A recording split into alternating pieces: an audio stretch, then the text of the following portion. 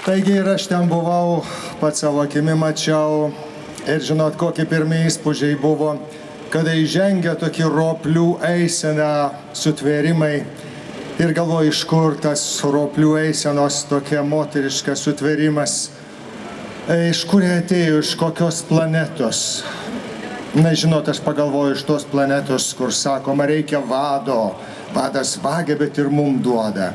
Iš planetos, kur, taip sakant, galima nupirkti ir invalidumo liudijimą, nusipirkti ir vaikų, nusipirkti ir žmonių, ir moterų. Taigi, o kiniečiai apie tokį kraštą sako, kas ant mėšlo krūvos gyvena, kvapo nejaučia. Ir kur mes atėjom su tokiu apsipratimu, su korupcijos kvapu. Atėjom iki to, kad atėjo, daužė langą, visą tą siužetą žinote, bet pastvėrė vaiką ir kaip paršiuką kepsnių išsinešė, sutrypė apskritai bet kokią pagarbą žmogui. Vaiką įsinešė kaip šarchanui duoklę kažkokiam, hienos, kurie čia susirinko. Mačiau vieną kitą policininką verkiant, kiti, taigi šarchanas galingas, jautėsi, taip sakant, šarchano gale mes jų galim išdaužyti, bet įsinešė mergaitę, įsinešė kol kas, bet neįsinešė mūsų žmogiško garbingumo, mus nesutrypė. Taigi, brangus piliečiai, iš šitos smarvės korupcijos veda ilgas kelias, tai stairių kelias.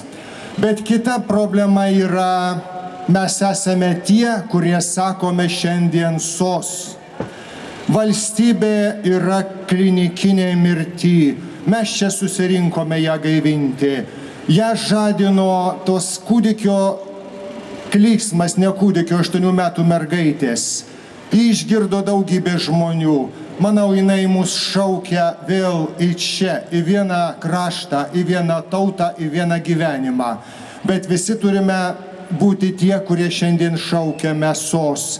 Pašaukti visus, kurie dar gyvi, kuriuose dar nesutrikta žmoniškumas, kad įsijungtų gelbėti mūsų valstybę, kuri yra bemirštanti, benykstanti, kuri pirmiausia sunyko mūsų sąžiniai, daugybei mūsų, bet ne visų. Taigi mes tie, kur šaukia mėsos. Ir mes, kurie sugrįšime į savo miestelius, kaimus, kvieskime atsiliepti šitam mergaitės šauksmui. Šita šeima sudėjo milžiniškas aukas, sudėkim bent nedidelės aukas. Buvo žmonės, kurie nebijojo žydų vaikus priimti ir neleido sutrypti savęs žmogiškumo. Dabar keista klausytis bobutės, ar netims pensiją, jeigu aš ten dalyvausiu. Būkim drąsūs žmonės, apginkim savo žmogišką orumą ir apginkim savo kraštą.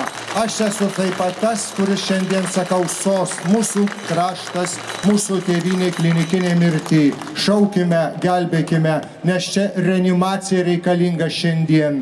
Jeigu šiandien numirsim, vargiai kas prikels, ateisim galbūt iš kokios Anglijos ar Amerikos prie Lietuvos kapo. Kol dar ne kapas, kol įkvėpuoja, būkim jos kvėpavimas šiandien, o vėliau ir jos gyvenimas. Ačiū.